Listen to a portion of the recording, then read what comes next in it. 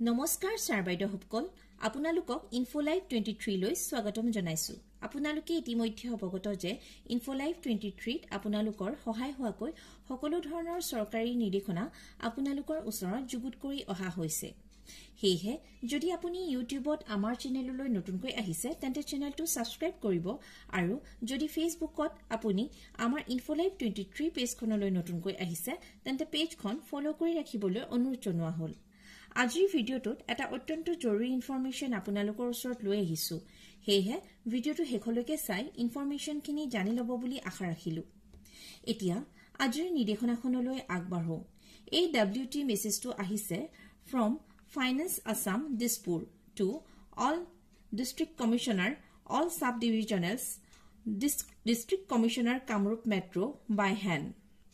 Information, all Treasury Officers, Treasury Officer Dispur Kamrup Metro, New Guwahati by hand.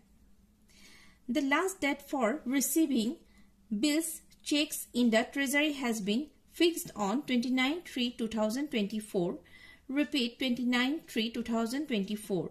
For smooth collections of government revenue, all the district commissioners have to instruct respective treasury officers under their administrative control to keep the treasuries open on 29/3/2024 and 31/3/2024 as a normal day. RBI has already issued notifications for banks to remain open on 31/3/2024. The Treasury officers will dispose all the duly received claims before 5 p.m. of 31/3/2024. Repeat, 5 p.m. of 31/3/2024.